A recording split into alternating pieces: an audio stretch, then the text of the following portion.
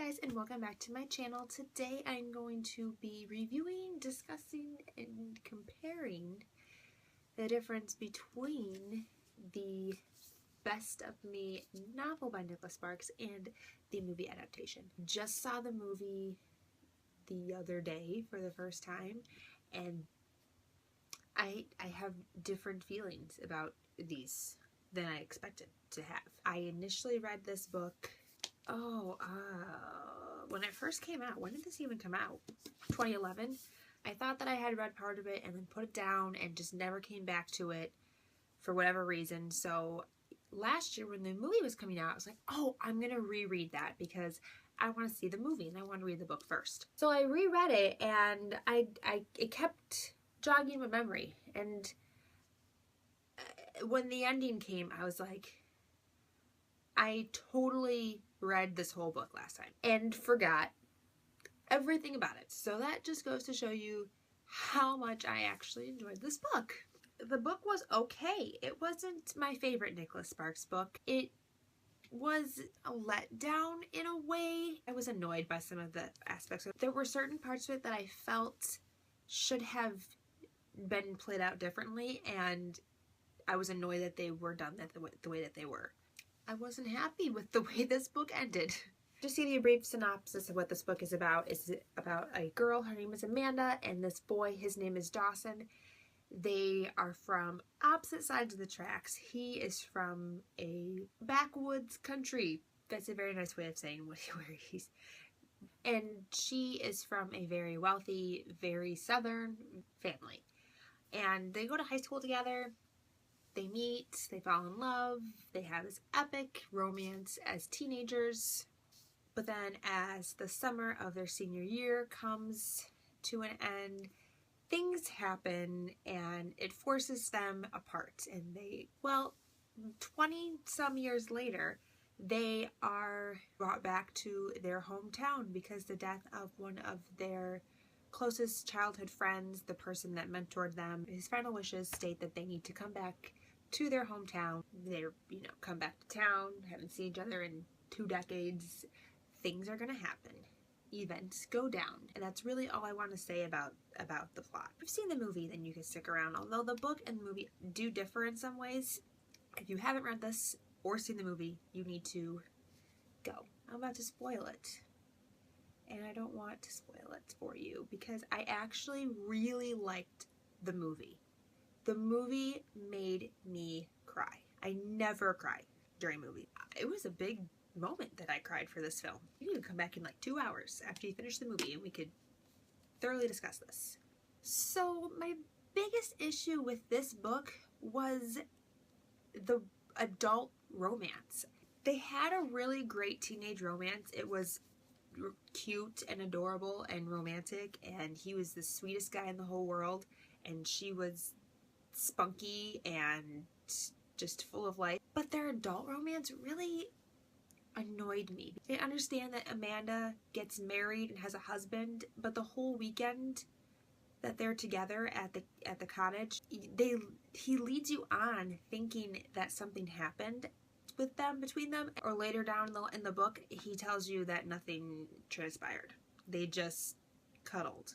Like, these people who are supposedly madly in love, who haven't seen each other in 20 years, who were each other's whole life, are gonna just cuddle. That was so anticlimactic. It's like, if you're gonna write this whole story about these two finding each other again after 20 years, give me something more than that. And that's what I really liked about the movie. The movie actually made me believe that they still loved each other. I don't know if it's because it was played out on screen that I found it more believable, but I liked it so much more than the way that the story was told. Also, in the movie, I was super confused who the Bobby character was. I'm like, I don't remember Bobby being in the book. But I think that they just added him into the movie because he was an easier and more impactful person for Dawson to accidentally kill than the guy on the side of the road who was jogging. And so I liked that they changed that. I thought it was a smart change. Just like I thought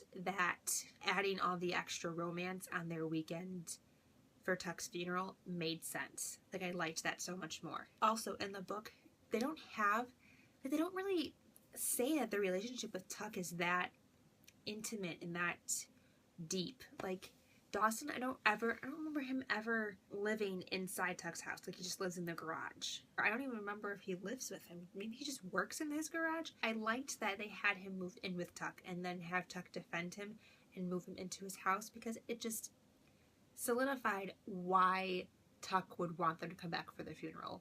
Because Tuck hasn't talked to or seen Dawson since Dawson was a teenager.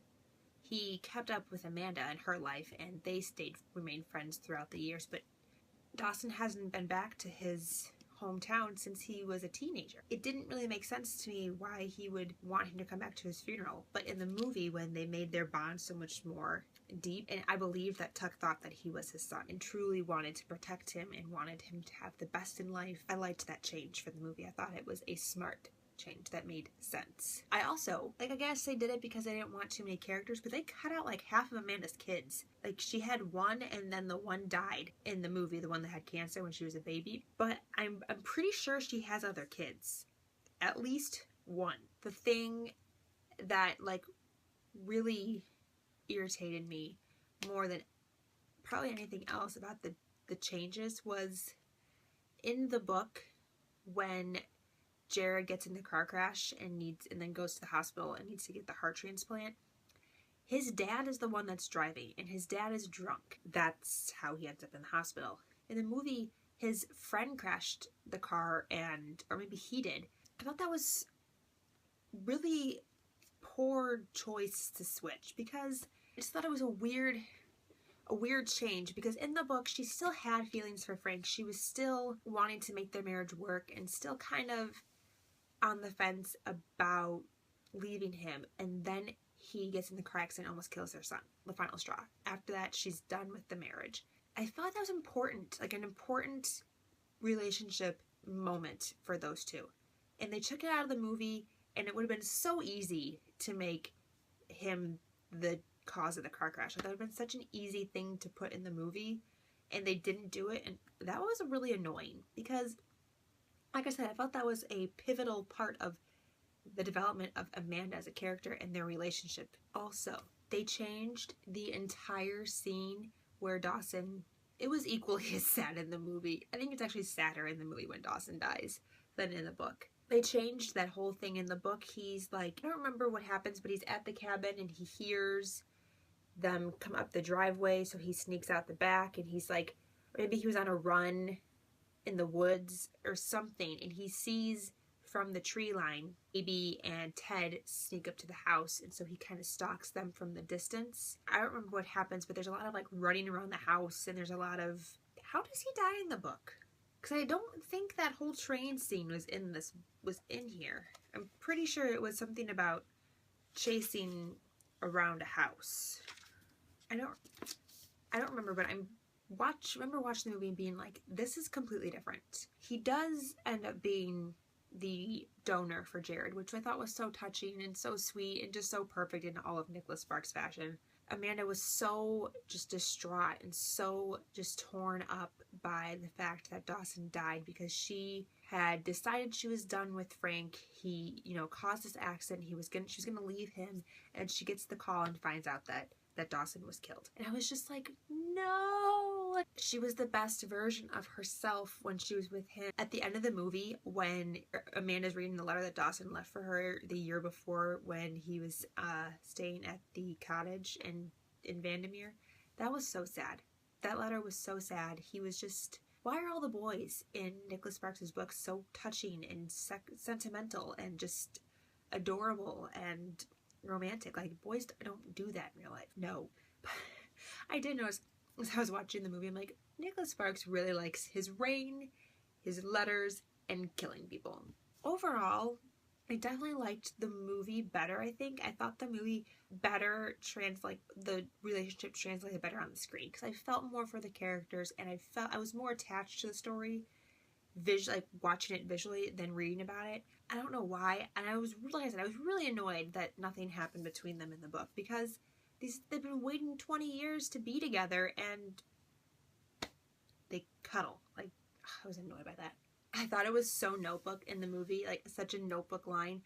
I visited you every day for a month and then every week for a year after that. It just reminded me of, I wrote you 365 letters. I wrote you every day for a year. I liked that we got to see a little bit more of their teenage romance, and that was explored a little bit more than it was in the book. I don't remember it being that detailed in the book. I just felt like it was better developed in the movie, which is ironic because you have more time to develop things in a book. I also thought that they portrayed the trailer park in the movie really well. Like, that's exactly how I pictured Dawson's family living in like this coal compound where they all just had dogs tied up outside and they were out there, you know, drinking their beers. And like, I thought they portrayed that very much how he describes it in the book. I really liked the line in the movie. I believe it's in the book too, where she's like, oh, God, you're just too good looking. Like, couldn't you have gotten like bald or fat or something? Jeez. It was so funny. So I guess overall, I enjoyed the movie more. I thought the movie was better. I thought it was more developed. I felt more for the characters. I cried for the movie. I didn't cry in this book. I didn't even remember I read the book the first time I read it. And I kind of like the book more because of the movie. I thought they made good changes, and I thought they made ones that made sense.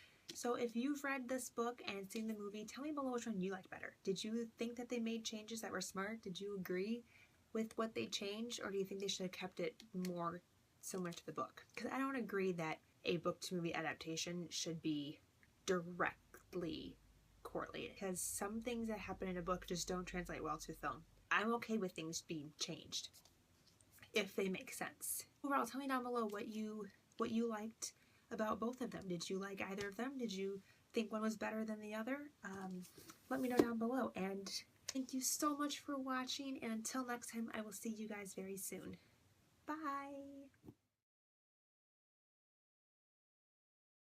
Do you like my fox sweater? There's a fire and a fancy little bow. Now we almost had it all. Da, da, da. Oh. My nose is just so freaking itchy. Can you hear me playing with my trash can? I'm gonna stop. Put my feet down. Your blessings to find what you look for.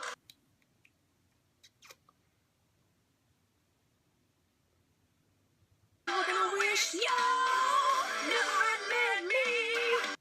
My hair smells like hairspray. We could have had it all.